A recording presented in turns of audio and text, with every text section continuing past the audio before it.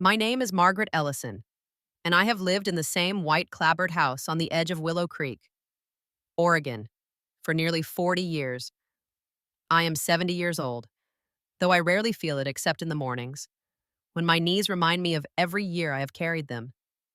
My late husband, Tom, built this house with his own hands, and after he passed, I found comfort in the routines we had shaped together the way the sun slants through the kitchen window at dawn, the creak of the porch swing in the evening, the familiar hush that settles over the rooms after dark. I have always been a woman who finds peace in order, in the gentle predictability of days that unfold much as they always have. My daughter, Anna, used to tease me for my habits, but I think she understood, in her own way, how much I needed the quiet. It was early spring when Anna called to ask if she and her husband, Mark, could stay with me for a while. She sounded tired, her voice thin and stretched, and I could hear the weight of something unspoken in the way she hesitated before explaining that Mark had lost his job and they were struggling to keep up with the mortgage on their townhouse in Portland. I didn't hesitate. Of course they could come. I told her the guest room was ready, that I would make her favorite lemon scones, that it would be good to have laughter in the house again. I meant every word. I missed my daughter, and I had always wanted to be the kind of mother she could turn to when the world felt too heavy. They arrived on a gray Saturday afternoon, the sky low and threatening rain. Anna stepped out of the car first, her hair pulled back in a loose knot, her eyes shadowed but grateful. Mark followed, carrying two heavy suitcases and a cardboard box marked important. He smiled at me, but it was the kind of smile that never quite reaches the eyes. I told myself not to read too much into it. People are complicated, and stress can make anyone seem distant. Still, as I watched him scan the front of the house, his gaze lingering on the windows and the old brass mailbox, I felt a flicker of unease. I pushed it aside. Anna needed me, and that was all that mattered. The first week passed in a blur of small adjustments. I found myself cooking for three again, setting an extra place at the table, remembering to buy the kind of coffee Anna liked. Mark was polite, always thanking me for dinner, always offering to help with the dishes. But there was a restlessness about him that I couldn't quite name. He spent long hours on his laptop at the dining room table, headphones in, eyes fixed on the screen. Sometimes, when he thought no one was watching, I caught him staring out the window, his jaw clenched, his fingers drumming a silent rhythm on the tabletop. Anna tried to keep things light, telling stories from her old job at the library, laughing a little too loudly at her own jokes.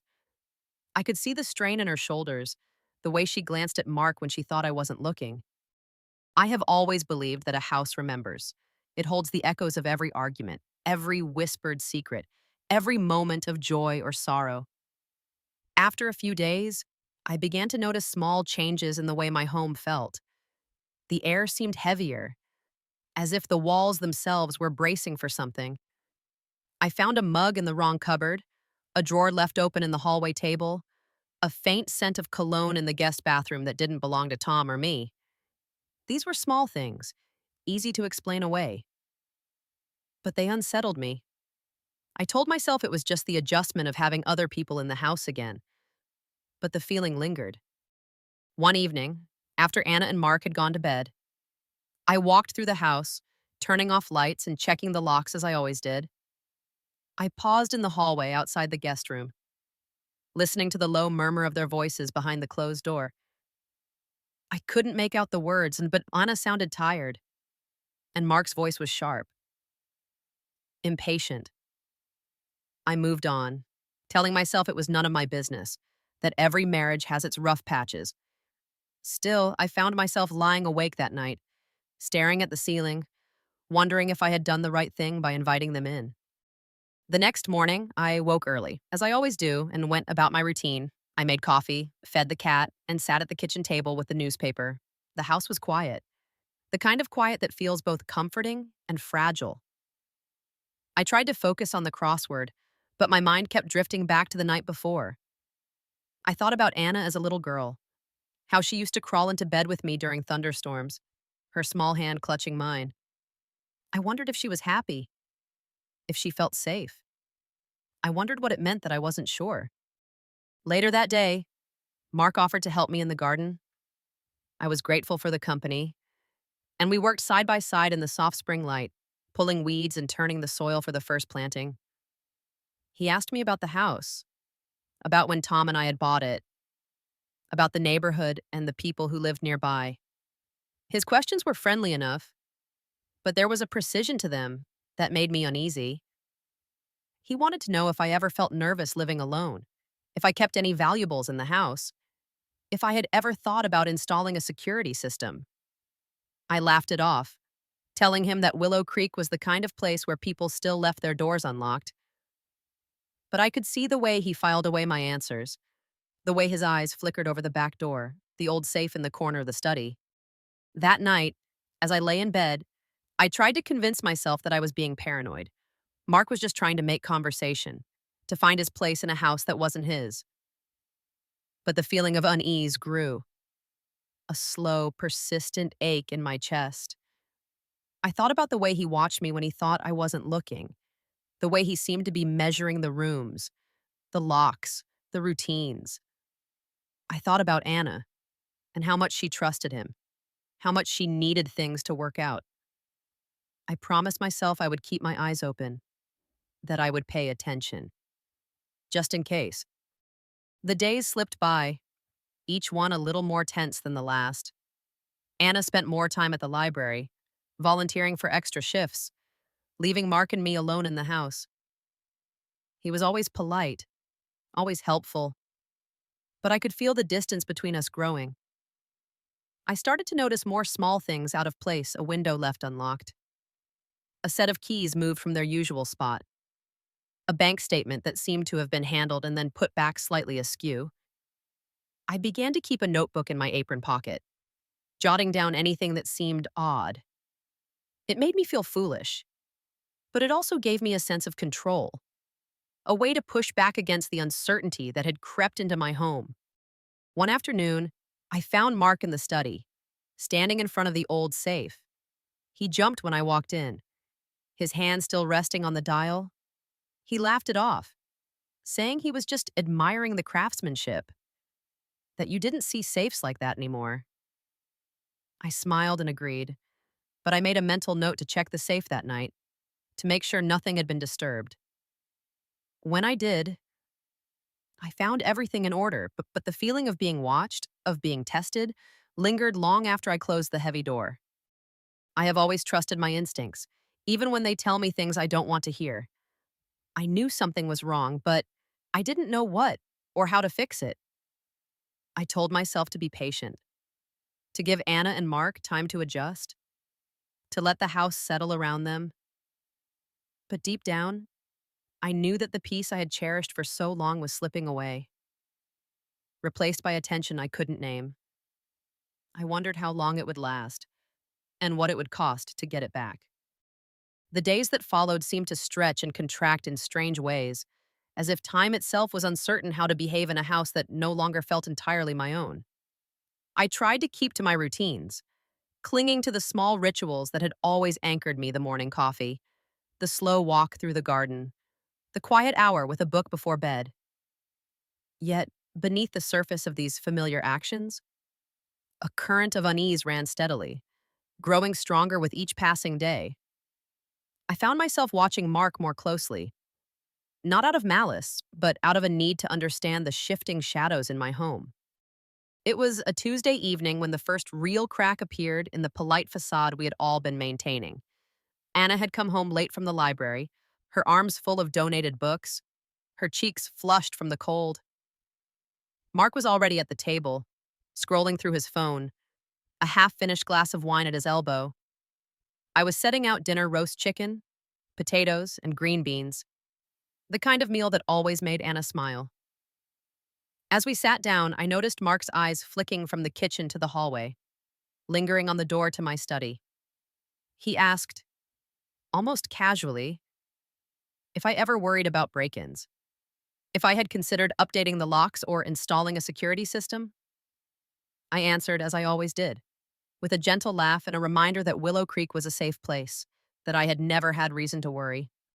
But his questions didn't stop there. He wanted to know if I kept any important documents in the house, if I had a will, if I had ever thought about what would happen to the house if something happened to me. Anna shot him a look, a silent warning, but he pressed on, asking if I had ever considered putting her name on the deed.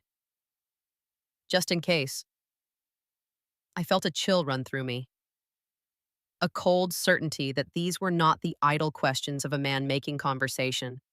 I answered as simply as I could, telling him that everything was in order, that Anna knew what she needed to know, and that I preferred not to dwell on such things at the dinner table. Afterward, as I cleared the dishes, I found myself replaying the conversation in my mind, searching for meaning in the spaces between his words. I remembered the way his eyes had narrowed when I mentioned the safe in the study, the way his fingers had tightened around his glass. I wondered if Anna noticed, if she felt the same unease that had begun to settle in my bones. I wanted to ask her, to reach across the gulf that seemed to have opened between us, but I couldn't find the words. Instead, I finished the dishes in silence, the sound of running water masking the questions I was too afraid to voice. That night, I checked the safe again, running my fingers over the cool metal, making sure the dial was set just so. Everything was as I had left it, but I couldn't shake the feeling that I was being watched, that someone was waiting for me to make a mistake. I locked the study door before going to bed, something I hadn't done in years, and lay awake listening to the creaks and sighs of the old house, wondering if I was imagining things or if the danger was real. The next morning, I found Mark in the kitchen, making coffee. He greeted me with a smile, but there was a tension in his posture, a tightness around his eyes that hadn't been there before. He asked if I needed anything from the store, if I wanted him to pick up the mail, if I had any errands he could run for me. I thanked him, but declined, telling him I had everything under control. As he left the room, I noticed him glance at the key rack by the back door, his gaze lingering on the small brass key that opened it up, the study. I made a mental note to move it, just in case. Later that day, I decided to take a walk through the neighborhood, hoping the fresh air would clear my head. The sky was a pale, washed-out blue, the kind of color that always made me think of early spring. I passed Mrs. Jensen's house, where she was out pruning her roses, and waved to Mr. Patel, who was washing his car in the driveway. These small, ordinary moments reminded me of the world outside my own worries, of the community that had always made Willow Creek feel like home. Yet even as I walked, I found myself thinking about Mark, about the questions he had asked, about the way he seemed to be mapping the house in his mind. When I returned, I found Anna in the living room, curled up with a book. She looked up as I entered, her eyes brightening, but I could see the fatigue in her face, the way her smile faltered at the edges. I sat beside her, letting the silence stretch between us, hoping she would speak first. After a moment, she closed her book and turned to me, her voice soft and uncertain. She asked if I was happy, if I minded having them in the house, if I ever wished for things to go back to the way they were. I told her the truth that I loved having her close, that I worried about her, that I wanted nothing more than for her to feel safe and loved. She squeezed my hand, and for a moment, the distance between us seemed to shrink. But as the days went on, the tension in the house grew harder to ignore. Mark became more withdrawn, spending long hours in the study, claiming he was looking for work online. I noticed that he often left the door ajar, as if inviting me to check on him. But whenever I did, he would quickly minimize whatever was on his screen, offering a tight smile and a vague explanation. I began to wonder what he was really doing, what secrets he was keeping from both Anna and me. One afternoon, I found a bank statement on the kitchen counter, addressed to Mark. The envelope had been opened and hastily resealed, the edges torn and uneven. I glanced at the numbers, my heart sinking as I saw a series of large withdrawals and overdraft fees.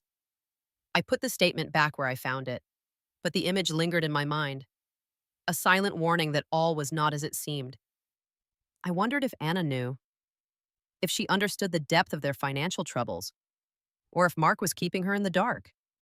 That evening, as I prepared dinner, I heard Mark on the phone in the hallway and his voice low and urgent. I couldn't make out the words, but the tone was unmistakable, an edge of desperation, a plea for something I couldn't name. When he saw me watching, he ended the call abruptly, offering a strained smile and a quick excuse about a job interview. I nodded, pretending to believe him, but the knot in my stomach tightened. I began to pay closer attention to the small details, the way Mark checked the locks before bed, the way he lingered near the study, the way he seemed to be searching for something he couldn't quite find. I started keeping the study door locked at all times, moving the key to a new hiding place each night. I checked the safe every morning, making sure nothing had been disturbed. I even began to wonder if I should change the combination, but I hesitated, not wanting to draw attention to my suspicions. One night, after Anna had gone to bed, I heard footsteps in the hallway outside my room. I lay still, listening as the floorboards creaked. As the footsteps paused outside the study, as the doorknob rattled softly, I waited, my heart pounding, until the footsteps retreated and the house fell silent once more. The next morning, I found the study door slightly ajar, the key missing from its usual spot. I searched the room, but nothing seemed out of place. Still, I couldn't shake the feeling that someone had been there, searching for something they believed was hidden. I decided it was time to take action, to protect myself and my home. I drove into town the next day, stopping at the hardware store to buy a new lock for the study and a small safe for my most important documents. The clerk, a young woman with bright red hair, helped me choose a model that was easy to install but difficult to tamper with. I thanked her, feeling a strange sense of relief as I carried the box to my car. For the first time in weeks, I felt as if I was taking control, as if I was no longer at the mercy of someone else's secrets. Back at home, I installed the new lock on the study door, testing it several times to make sure it worked smoothly. I moved my most important papers, the deed to the house, my will, a few treasured letters from Tom, into the new safe, hiding it in the back of the closet where I hoped no one would think to look. I felt a little foolish, as if I was preparing for a threat that might never come. But the sense of security was worth the effort. That evening, I sat in the living room with Anna, watching the fire flicker in the hearth.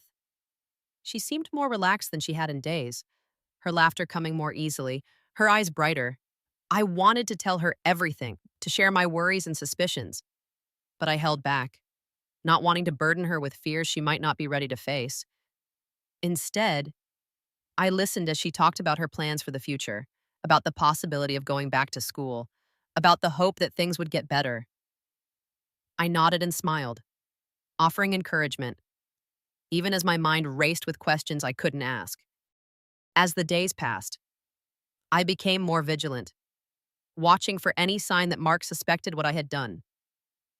He seemed frustrated, his temper flaring more easily, his patience wearing thin. He snapped at Anna over small things, blaming her for misplaced keys or forgotten appointments. I tried to intervene, to smooth things over, but I could see the strain in Anna's eyes, the way she flinched at his sharp words. I wondered how much longer we could go on like this, how much more tension the house could bear before something finally broke. One afternoon, I caught Mark in the act of searching through my desk drawers. He looked up, startled, his hand still buried in a stack of old receipts. He stammered an apology, claiming he was looking for a pen, but I could see the lie in his eyes. I told him calmly that if he needed something, he could always ask, that there was no need to go through my things without permission. He muttered another apology and left the room. But I knew the boundaries had been crossed, that the trust between us was fraying. That night, I sat at the kitchen table long after everyone else had gone to bed, staring at the flickering candle and wondering what to do next. I thought about calling Anna's father-in-law, a retired police officer who lived in the next town over. But I hesitated, not wanting to cause a scene or make things worse for Anna. I considered talking to Anna directly, but I worried that she would defend Mark, that she would see my concerns as an attack on her marriage. Ah, uh. In the end, I decided to wait, to watch, to gather more information before making any decisions. The next morning, I found a note slipped under my bedroom door. It was written in Mark's handwriting, a short, clipped message asking if I would consider lending him some money to help cover their bills. He promised to pay me back as soon as he found a new job, insisting that it was only a temporary setback. I read the note twice, my heart heavy with disappointment. I had always been willing to help Anna, to support her in any way I could. But the secrecy, the lies, the sense of being manipulated, it all felt like too much. I decided to confront Mark, to ask him directly about the money, about the job search, about the strange behavior I had witnessed. I found him in the backyard and pacing nervously, his phone pressed to his ear. When he saw me, he ended the call abruptly, shoving the phone into his pocket. I asked him if everything was all right, if there was something he wanted to tell me. He hesitated, then launched into a story about a job opportunity that had fallen through, about the stress of being unemployed, about the pressure he felt to provide for Anna. I listened, trying to separate truth from fiction, but the lines had become so blurred that I wasn't sure what to believe. After our conversation, I felt more unsettled than ever. I wanted to trust Mark, to believe that he was doing his best, but the evidence mounting against him was hard to ignore. I began to wonder if I should talk to Anna after all, to share my concerns and let her decide what to do. But every time I tried to broach the subject, she changed the topic, her eyes clouding with worry. I realized that she was struggling too, caught between loyalty to her husband and the growing sense that something was terribly wrong. As the days grew longer and the first hints of summer crept into the air, the tension in the house reached a breaking point. Mark became more secretive, disappearing for hours at a time, returning with vague explanations and a haunted look in his eyes. Anna withdrew into herself, spending more time at the library, avoiding both Mark and me. I felt as if I was living in a house full of ghosts, each of us haunted by secrets we were too afraid to share. One evening, as I was locking up for the night, I heard voices coming from the backyard, and I stepped outside, staying in the shadows, and saw Mark talking to a man I didn't recognize. Their conversation was low and urgent, punctuated by sharp gestures and tense silences. I couldn't make out the words, but the tone was unmistakable. Something was wrong. Something dangerous. I watched as the man handed Mark a small envelope, which he slipped into his pocket before glancing nervously over his shoulder. When he saw me standing in the doorway, he froze, then offered a forced smile and a mumbled excuse about a friend from his old job. I nodded, pretending to believe him, but the fear in his eyes told me everything I needed to know. That night, I lay awake, turning over the events of the past weeks in my mind. I thought about the missing key, the bank statements, the late-night phone calls, the stranger in the backyard. I realized that I could no longer ignore the truth that Mark was hiding something, that he was willing to lie and manipulate to get what he wanted, that he might even be desperate enough to do something truly reckless.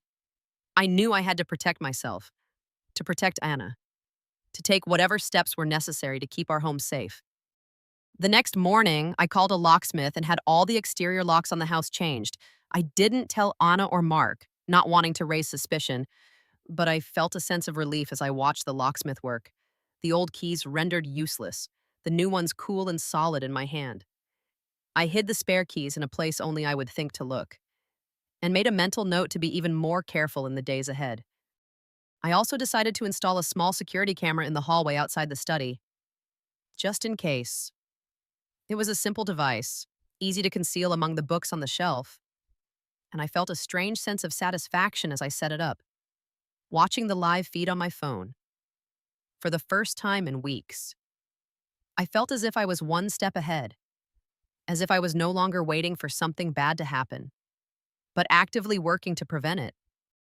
As the days passed, I watched the footage from the camera each night, looking for any sign that Mark was up to something. At first, there was nothing out of the ordinary, just the usual comings and goings, the quiet routines of a house at rest. But then, one night, I saw Mark creeping down the hallway, pausing outside the study, trying the doorknob, then moving on when he found it locked. I watched as he checked the key rack, as he searched the kitchen drawers, as he rifled through the coat closet. He was looking for something, and I knew exactly what it was. I realized then that I could no longer pretend that everything was all right, that I could no longer hope that things would resolve themselves. I had to be vigilant, to protect what mattered most, to be ready for whatever might come next. I didn't know what Mark was planning or how far he was willing to go, but I knew that I would not let him destroy the peace I had worked so hard to build. In the quiet hours before dawn, as the house slept around me, I made a promise to myself I would not be a victim. I would not let fear dictate my actions. I would watch and wait and be ready. Whatever secrets Mark was hiding, whatever plans he was making, I would meet them head on with the strength and resolve that had carried me through without a lifetime of challenges. And when the time came, I would do whatever was necessary to protect my home, my daughter, and myself. The days that followed my decision to change the locks and install the camera were marked by a strange, almost electric tension. I moved through my routines with a heightened sense of awareness, every sound and shadow in the house seeming to carry new weight. I found myself listening for the smallest disturbances, watching for any sign that Mark had noticed the changes I'd made. Yet, if he suspected anything, he gave no indication. He continued to move through the house with that same restless energy, his eyes darting from room to room, his hands always busy with some small task or another. Anna, meanwhile, seemed to shrink further into herself, her laughter growing more brittle, her silences longer and heavier. One evening, as I sat in the living room pretending to read, I heard Mark's voice drifting down the hallway. He was on the phone again, his tone low and urgent, the words indistinct but unmistakably tense. I set my book aside and moved quietly toward the study, careful not to let the floorboards creak beneath my feet. I paused just outside the door, listening as he spoke in hurried whispers about deadlines, about someone waiting for payment, about the old woman and the safe. My heart pounded in my chest, a cold certainty settling over me. I realized then that whatever Mark was planning, it was coming to a head and soon. That night, after everyone had gone to bed, I reviewed the footage from the hallway camera. The grainy black and white images showed Mark moving through the house in the early hours, pausing outside the study, trying the doorknob, then disappearing into the kitchen. I watched as he rifled through drawers, checked the key rack, and even peered behind the curtains as if searching for something hidden. There was a desperation in his movements, a sense of mounting urgency that made my skin crawl. I saved the footage to my phone, my hands trembling as I realized I now had proof real. Undeniable evidence that Mark was up to something. The next morning, I woke before dawn, unable to shake the feeling that time was running out. I made coffee and sat at the kitchen table, staring out the window as the first light crept over the horizon. I thought about Anna, about the life I had tried to build for her, about the ways I had failed to protect her from the world's cruelties. I wondered if she would ever forgive me for what I was about to do, for the secrets I had kept in the name of keeping her safe. I told myself that I was doing the right thing, that sometimes love meant making hard choices, but the weight of it pressed down on me all the same. Later that day, I decided to take further precautions. I drove into town and stopped at the electronics store, where I purchased a small voice recorder, something discreet, easy to hide in a pocket or under a cushion. The young man behind the counter showed me how to use it, his cheerful explanations a stark contrast to the anxiety churning in my stomach. I thanked him and left, clutching the device like a talisman.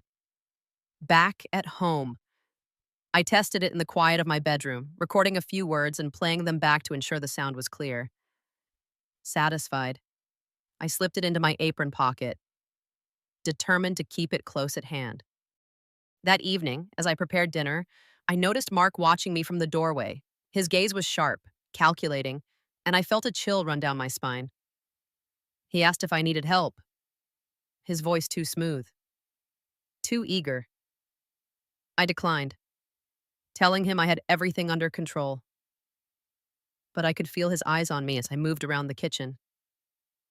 Anna arrived home late, her face drawn and tired, and the three of us ate in near silence, the clatter of silverware the only sound between us. Afterward, Mark excused himself, claiming he had emails to send, and disappeared into the study. I waited until I heard the door close before slipping the voice recorder into my pocket and following him down the hall. I paused outside the study, pressing the recorder's button and holding it close to the door. I could hear Mark's voice, low and urgent, as he spoke on the phone. He mentioned debts, deadlines, and the need to get it done tonight. He spoke of Anna as a liability, of me as an obstacle, of the safe as the solution to all his problems. I listened, my heart pounding, as he outlined his plan to someone on the other end of the line, a plan that involved waiting until Anna was out of the house, searching for the key, and taking whatever he could find. When the call ended, I slipped away, my hands shaking, the recorder still warm in my pocket. I spent the rest of the evening in a haze, my mind racing with possibilities. I knew I had to act, to protect myself and Anna, but I wasn't sure how. I considered calling the police, but I hesitated, afraid of what that might mean for Anna, for her marriage, for the fragile peace we had managed to maintain. I thought about confronting Mark directly, but the memory of his cold, calculating gaze stopped me. In the end, I decided to wait, to gather more evidence, to be ready for whatever might come. The next morning, I woke to find Anna already in the kitchen, her eyes red-rimmed and weary. She told me she had a meeting at the library that evening, that she would be home late. I nodded, my mind already racing ahead, piecing together the timeline of Mark's plan. I realized that tonight would be the night tonight. While Anna was gone, Mark would make his move. I spent the day preparing, moving quietly through the house, checking locks, hiding valuables, and making sure the camera and recorder were fully charged. I placed the recorder in the study, hidden beneath a stack of papers, and set the camera to record continuously. As evening fell, Anna left for the library, her goodbye hug lingering a little longer than usual. I watched her drive away, my heart heavy with worry, then turned my attention to the house.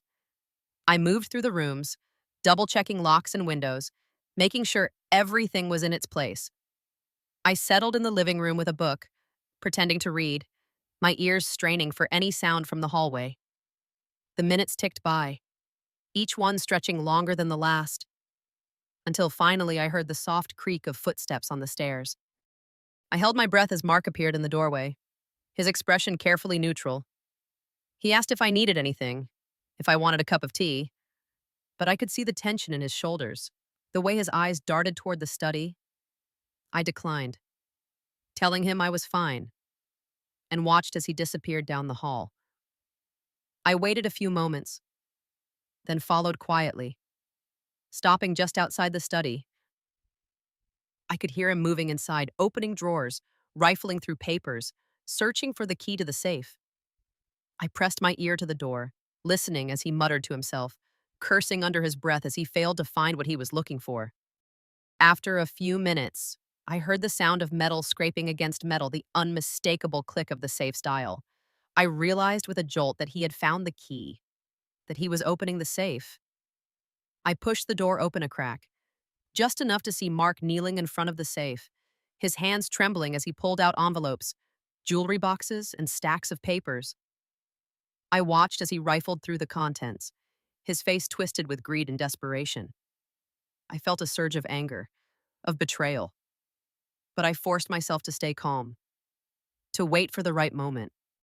When Mark finally finished, he stuffed the envelopes and boxes into a bag and stood up, wiping sweat from his brow. I stepped into the room, my voice steady as I called his name. He froze, his eyes wide with shock, the bag clutched tightly in his hands. For a moment, We stared at each other in silence, the weight of everything unspoken, hanging between us. Then, slowly, he set the bag down and raised his hands, his expression shifting from fear to defiance. I told him I knew everything, that I had seen the footage, that I had heard the phone calls, that I had evidence of his plan. He tried to deny it at first, his words stumbling over each other, but the truth was written all over his face. I told him that Anna would be home soon, that the police were only a phone call away, that he had a choice to make.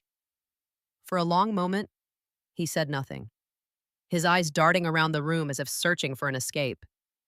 Then, with a defeated sigh, he slumped into the chair by the desk, his shoulders sagging under the weight of his own guilt. I gathered the bag and the evidence, locking them away in the new safe. I told Mark to leave, to pack his things and go before Anna returned. He protested, begging for another chance. But I stood firm, my resolve hardened by weeks of fear and suspicion. I watched as he gathered his belongings, his movements slow and heavy, the reality of his actions finally sinking in. When he was gone, I locked the door behind him, my hands shaking with relief and exhaustion. Anna returned home later that night, her face pale and drawn. I told her everything about the camera, the recorder, the evidence I had gathered. She listened in silence, tears streaming down her cheeks, her hands trembling in her lap. When I finished, she hugged me tightly, her sobs muffled against my shoulder. I held her close, whispering words of comfort, promising that we would get through this together. In the days that followed, the house felt different, quieter, emptier, but also safer. Anna and I moved through our routines with a new sense of purpose, supporting each other as we rebuilt the trust that had been shattered. I knew that the road ahead would not be easy, that there would be more challenges to face. But I also knew that we were stronger together. For the first time in a long while, I felt hopeful, confident that we could weather whatever storms might come our way. The days after Mark left the house passed in a strange, suspended quiet, as if the walls themselves were holding their breath. I found myself moving through the rooms with a kind of cautious relief, grateful for the absence of tension, but still haunted by the echoes of what had happened. Anna and I spoke little at first, each of us wrapped in our own thoughts, our routines overlapping but rarely touching. There was a heaviness in the air, a sense of something unfinished, as if the house itself was waiting for us to acknowledge the truth of what we had survived. I spent those first mornings cleaning, not just for the sake of order, but as a way to reclaim the space. I scrubbed the kitchen counters, dusted the shelves in the study, and opened every window to let in the sharp, clean air of early summer. The scent of lemon and pine filled the house, pushing out the stale anxiety that had settled in every corner. I found Mark's forgotten coffee mug on the back porch, a ring of dried grounds at the bottom, and threw it away without a second thought. Each small act felt like a declaration: this is my home, and I will not let fear linger here. Anna, for her part, retreated into her own world. She spent long hours at the library, returning late with red eyes and a forced smile. I wanted to reach out to her, to offer comfort, but I sensed she needed space to process everything in her own time. I remembered how, as a child, she would hide under her bed after a nightmare, refusing to come out until she was ready to face the morning. I tried to be patient, to trust that she would find her way back to me when she was ready. One evening, as I was folding laundry in the living room, Anna came in and sat beside me on the couch. She didn't say anything at first, just watched the fire flicker in the hearth, her hands twisting in her lap. After a long silence, she spoke, her voice barely above a whisper. She told me she felt lost, that she didn't know who she was anymore, that everything she had believed about her marriage had turned to ash. I listened, my heart aching for her, and told her that grief was not a weakness, that it was simply the price we pay for loving deeply.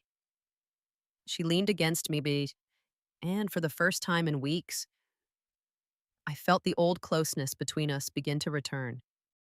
As the days went by, Anna and I began to rebuild our routines. We cooked dinner together, took long walks through the neighborhood, and spent quiet evenings reading side by side. The house felt lighter, as if a storm had passed and left behind a fragile peace. I knew that healing would take time, that there would be setbacks and difficult days, but I also knew that we were moving forward, one small step at a time. It was during one of those quiet evenings that the doorbell rang, startling us both. I opened the door to find a police officer standing on the porch, his expression serious but not unkind. He introduced himself and explained that Mark had been picked up in a neighboring town, caught trying to pawn some of the jewelry he had taken from the safe. The officer asked if I would be willing to come down to the station to identify the items and make a statement. I agreed, my hands trembling as I gathered my coat and purse. At the station, I was shown a tray of jewelry and documents, most of which I recognized immediately. There was Tom's old watch, the locket Anna had worn as a child, and a stack of letters tied with a faded blue ribbon. I signed the necessary forms and answered the officer's questions as best I could, my voice steady even as my heart pounded in my chest. When it was over, I thanked the officer and left, feeling a strange mix of relief and sorrow. The ordeal was not truly over, but at least now there was a sense of closure, a line drawn between what had been and what would come next. Back at home, I told Anna what had happened. She listened in silence, her face pale but composed. She asked if I was angry, if I regretted letting Mark into our lives. I told her the truth that I was sad, not angry, and that regret was a useless burden. We cannot change the past, I said, but we can choose how we move forward. She nodded, and I saw a flicker of determination in her eyes, a sign that she was beginning to find her strength again. In the weeks that followed, Anna began to reclaim her life. She threw herself into her work at the library, taking on new projects and volunteering for community events. She reconnected with old friends, inviting them over for coffee and conversation. I watched her with a quiet pride, grateful to see her laughter return, her spirit slowly mending. I knew there would be scars, that some wounds never fully heal, but I also knew that she was resilient, that she would not let this experience define her. For my part, I found comfort in the small routines that had always sustained me. I tended the garden, planting rows of tomatoes and beans, watching as the first green shoots pushed through the soil. I baked bread on Sunday mornings, filling the house with the warm, yeasty scent that reminded me of Tom. I wrote letters to old friends, sharing news and memories, grateful for the connections that had endured through the years. The house felt like mine again, a place of safety and belonging. One afternoon, as I was weeding the flower beds, Mrs. Jensen from next door stopped by to chat. She had heard about what had happened with Mark and offered her sympathy, along with a plate of lemon bars. We sat on the porch, sipping iced tea and talking about the changes in the neighborhood, the new families who had moved in, the upcoming summer festival. It felt good to be part of the world again, to share laughter and stories with someone who understood the rhythms of small town life. As summer deepened, Anna and I settled into a new kind of normal. We learned to trust each other again, to share our fears and hopes without reservation. There were still difficult days moments when the past crept in, unbidden, and cast a shadow over our peace, but we faced them together, drawing strength from the bond we had rebuilt. I realized that, in the end, it was not the loss or the betrayal that defined us, but the way we chose to heal. One evening, as we sat on the porch watching the fireflies dance in the twilight, Anna turned to me and asked if I ever wished things had turned out differently. I thought for a moment, then shook my head. Life, I told her, is rarely what we expect. We cannot control the storms that come our way, but we can choose how we weather them. She smiled, and I saw in her eyes the woman she was becoming: strong, compassionate, and unafraid. And the house, too, seemed to settle into its new rhythm. The creaks and sighs of the old wood felt comforting again, a reminder of all the years and memories held within these walls. I no longer felt the need to check the locks every night or watch the shadows for signs of danger. Instead, I found myself looking forward to the future, to the quiet joys and small adventures that still awaited us. As the summer drew to a close, Anna received a promotion at the library, a recognition of her hard work and dedication. We celebrated with a simple dinner at home, toasting to new beginnings and the promise of better days ahead. I watched her laugh, her eyes bright with hope, and felt a deep sense of gratitude for the resilience that had carried us through. Looking back, I realized that the ordeal with Mark had changed us, but it had not broken us. We had faced betrayal and loss, but we had also discovered reserves of strength and courage we hadn't known we possessed. The house was still standing, the garden still growing, and the love between mother and daughter stronger than ever.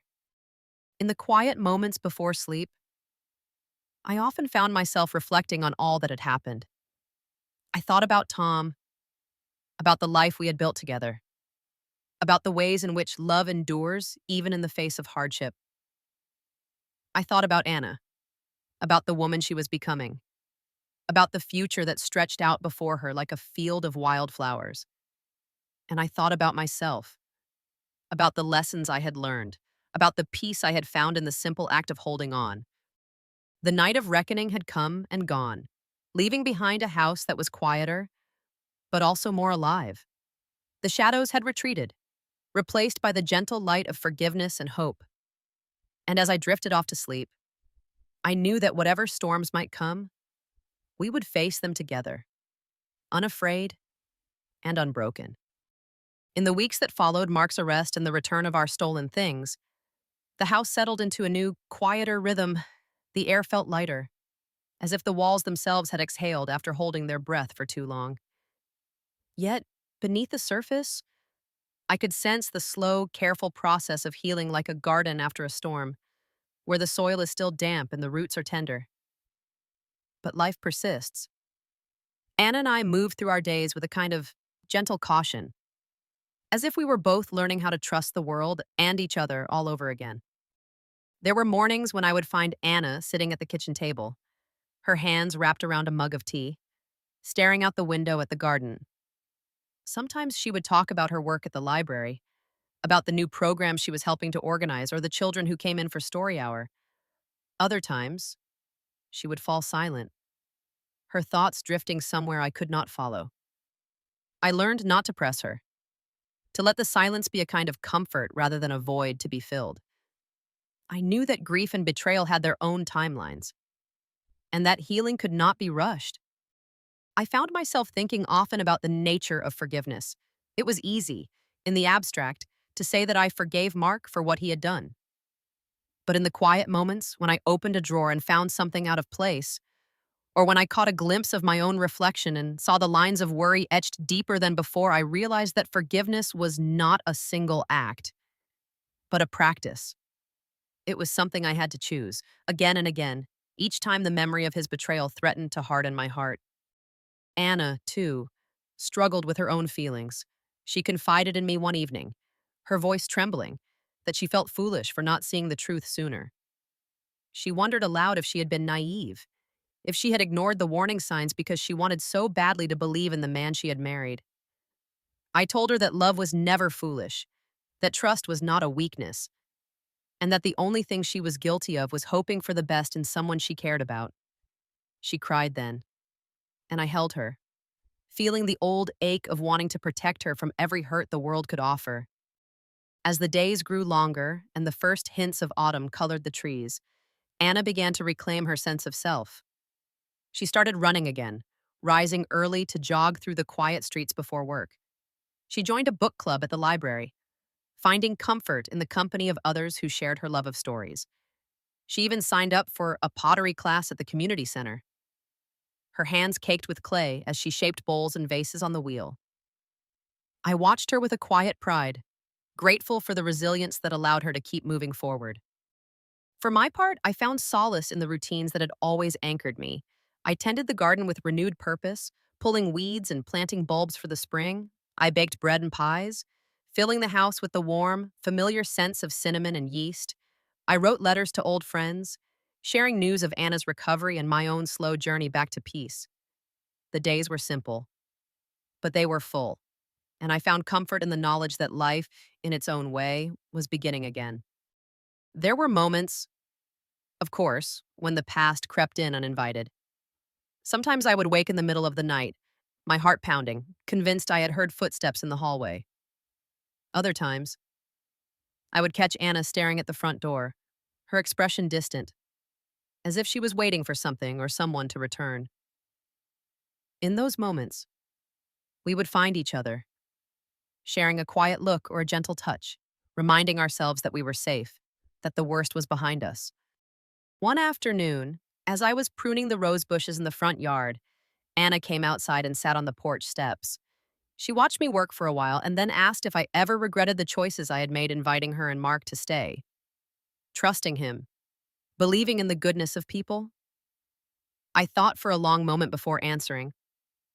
I told her that regret was a heavy burden, one I had carried at different times in my life, but that I had learned to set it down. I said that I would always choose kindness, even if it meant risking disappointment, because I believed that the world needed more of it, not less. Anna smiled then, a real smile, and I felt a wave of relief wash over me. It was as if, in that moment, we had both decided to let go of the past, to stop measuring our lives by what had been lost and start looking forward to what might still be found. We spent the rest of the afternoon together, talking and laughing, the sun warm on our faces and the scent of roses in the air. As autumn deepened, the house became a place of comfort once more. We hosted small dinners for friends and neighbors, filling the rooms with laughter and conversation. Anna decorated the porch with pumpkins and gourds, and I hung a new wreath on the front door. The routines of daily life cooking, cleaning, tending the garden became rituals of healing, each small act a way of reclaiming our sense of safety and belonging. There were still difficult days, of course. Sometimes Anna would receive a letter from Mark's lawyer, or a call from the police about the ongoing case.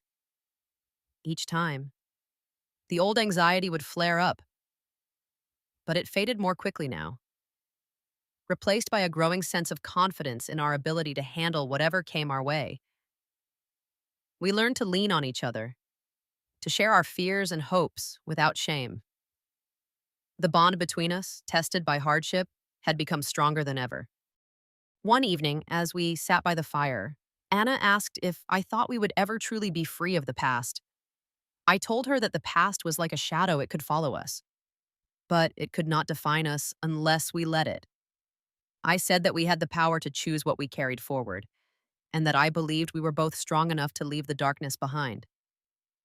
She nodded, her eyes shining in the firelight, and I knew that she understood. As the first frost of winter dusted the garden, I found myself reflecting on all that had happened. I thought about Tom, about the life we had built together, about the ways in which love and loss had shaped me. I thought about Anna, about the woman she was becoming, about the future that stretched out before her like a field of possibility.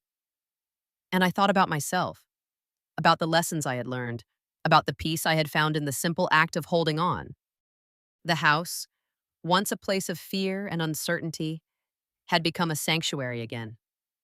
The walls that had witnessed betrayal and heartbreak now echoed with laughter and hope. I knew that there would be more storms to weather, more challenges to face, but I also knew that we were ready. We had survived the worst, and we had done it together. In the quiet moments before sleep, I would sometimes walk through the house, touching the familiar objects that had become talismans of resilience: a chipped mug, a faded photograph, a well-worn quilt. Each one was a reminder of all we had endured and all we had overcome. I would stand at the window, watching the snow fall softly over the garden, and feel a deep sense of gratitude for the life I had, for the daughter I loved, for the home we had reclaimed. As the new year approached, Anna and I made plans for the future. We talked about taking a trip together, maybe to the coast or the mountains, someplace neither of us had been before, I'd say. We dreamed about new projects for the house, about planting a vegetable garden in the spring, about inviting friends and family to visit. The possibilities felt endless. And for the first time in a long while, I felt truly hopeful. Looking back, I realized that the ordeal with Mark had changed us, But it had not broken us. We had faced betrayal and loss, but we had also discovered reserves of strength and courage we hadn't known we possessed. The house was still standing, the garden still growing, and the love between mother and daughter stronger than ever. In the end, it was not the loss or the betrayal that defined us, but the way we chose to heal. We had learned to trust again, to forgive, to let go of the past and embrace the future. And as I drifted off to sleep each night, I knew that whatever storms might come, we would face them together, unafraid and unbroken. The first true thaw of spring arrived with a gentle insistence, the kind that seeps into your bones before you realize the world has changed. I woke one morning to the sound of birdsong outside my window, the air soft and fragrant. And for the first time in months, I felt a sense of anticipation rather than dread. The garden, which had lain dormant under frost and memory, was stirring with new life. I stood at the kitchen sink, hands wrapped around a mug of coffee, and watched sunlight spill across the floorboards, painting the room in gold. It was a small thing, but it felt like a promise, and Anna had begun to find her own rhythm again, and I could see it in the way she moved through the house. She was no longer a shadow at the edge of my days, but a presence sometimes quiet, sometimes bright, always real. She had taken to rising early, lacing up her shoes for a run before work, her breath visible in the cool morning air. I would watch her from the porch, waving as she disappeared down the street, and feel a quiet pride settle in my chest. There was a steadiness to her now, a kind of resilience that had been forged in the fire of all we had endured. We spent more time together as the days grew longer. On weekends, we would drive out to the farmer's market, filling our baskets with fresh greens and early strawberries, laughing at the way we always bought too many flowers. Sometimes we would take the long way home, windows down, letting the wind tangle our hair as we talked about everything and nothing. There was a lightness to those afternoons, a sense of possibility that I had not felt in years. The house itself seemed to breathe easier. I found myself humming as I swept the floors, pausing to admire the way the light caught the dust motes in the air. I rearranged the living room, moving the old armchair closer to the window so I could read in the sun. I hung new curtains in the kitchen, cheerful yellow ones that Anna had picked out on a whim. Each small change felt like a declaration we are still here and we are not afraid. One Saturday, Anna suggested we invite a few friends over for dinner. It had been a long time since the house was filled with voices and laughter, and I hesitated at first, unsure if I was ready to open our lives to others again. But Anna was gentle, reminding me that healing was not something we had to do alone. So we planned a simple meal: roast chicken, fresh bread, a salad from the garden, and set the table with the good dishes, the ones I had saved for special occasions. As the evening unfolded, I watched Anna move among our guests, her laughter easy and unforced, and I felt a deep sense of gratitude for the way life had returned to us. After everyone had gone home and the house was quiet again, Anna and I sat together on the porch, watching the stars emerge one by one. She leaned her head on my shoulder, and for a long time we said nothing, content to share the silence. I thought about all we had lost and all we had found, and I realized that the two were not so different. Loss had stripped us bare, but it had also made room for something new, a kind of strength that was quiet and enduring, the kind that does not announce itself but is always there when you need it. As spring deepened, I found myself drawn to the garden more and more, and I spent hours turning the soil, planting seeds, coaxing life from the earth. There was a comfort in the rhythm of it, the way each task led naturally to the next. I thought of Tom often as I worked, remembering the way he used to whistle as he weeded the beds, his hands sure and steady. Sometimes I would catch a glimpse of Anna at the window, watching me with a small smile, and I would wave, feeling the old ache of love and longing settle into something softer. One afternoon, as I was planting a row of beans, Mrs. Jensen from next door called over the fence, asking if I might help her set up a new security system. She had heard about what had happened with Mark, and though she didn't say it outright, I could sense her worry. I agreed. And that weekend, I spent an afternoon at her house, helping her install cameras and motion lights, showing her how to check the footage on her phone. It felt good to be useful, to share what I had learned. And as we drank lemonade on her porch afterward, I realized that I was no longer afraid. The world was still uncertain, but I had found my footing again. Anna, too, was finding her way. She had taken on more responsibility at the library, organizing a summer reading program for the children in town. She came home each evening with stories about the shy boy who had finally found a book he loved, about the elderly woman who brought cookies for the staff, about the way the community had rallied around her after everything that had happened. I listened, proud of the woman she was becoming, grateful for the way she had chosen to stay open to the world. We marked the anniversary of Mark's departure quietly, without ceremony. There was no need to revisit old wounds. Instead, we chose to celebrate how far we had come. We made a picnic and drove out to the lake, spreading a blanket under the trees and watching the water shimmer in the sunlight. We talked about the future, about trips we might take, about the garden we wanted to plant, about the possibility of adopting a dog. The conversation was easy, unhurried, and I realized that hope had returned to us, not as a sudden revelation, but as a gentle, persistent presence. As summer approached, the house became a gathering place once more. Anna's friends would stop by after work, bringing fresh bread or jars of homemade jam. I hosted a book club for the women in the neighborhood, our voices rising and falling in the warm evening air. There was music in the house again, and laughter, and the kind of quiet joy that comes from knowing you have survived something hard and come out the other side. I found myself reflecting often on the nature of strength. It was not the loud, brash kind I had once admired, but something quieter, a willingness to keep going, to keep loving, even when the world had given you every reason to close your heart. I saw it in Anna, in the way she reached out to others, in the way she forgave herself for what she could not have known. I saw it in myself, in the way I had learned to trust again, to let go of fear and make room for hope. One evening, as Anna and I sat on the porch watching the fireflies, she turned to me and asked if I was happy. I thought about it for a long moment, considering all that had happened, all that we had lost and gained. I told her that happiness was not a place you arrived at, but a way of moving through the world, a choice you made. Again and again. Even on the hard days. She smiled, and I saw in her eyes the same quiet strength that had carried us both through the darkest times.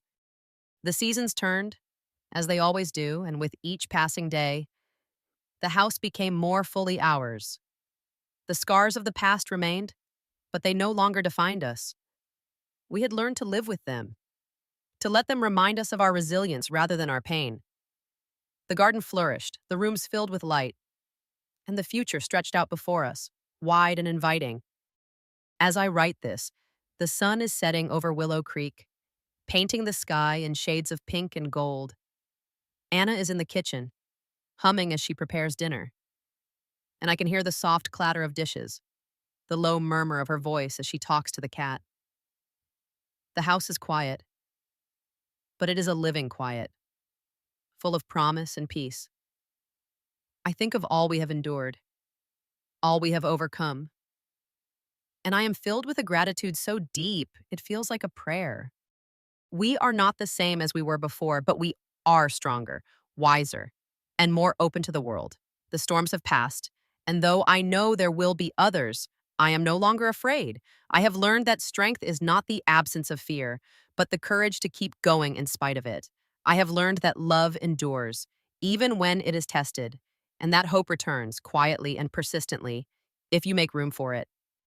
Anna and I sit together on the porch as the stars come out, the air warm and sweet around us. We talk about the future, about the garden, about the small joys that fill our days. There is laughter in the house, and music, and the kind of peace that comes from knowing you have faced the worst and found your way back to yourself. As the night deepens and the world grows quiet, I close my eyes and breathe in the scent of lilacs and fresh cut grass. I think of Tom, of all the years we shared, of the love that still lingers in these walls. I think of Anna, of the woman she has become, of the life that stretches out before her. And I think of myself, of the journey I have taken, of the strength I have found in the simple act of holding on. The house is ours again, filled with light and laughter and the quiet certainty that we will weather whatever comes next. The garden grows, the seasons turn, and we move forward together, unafraid and unbroken.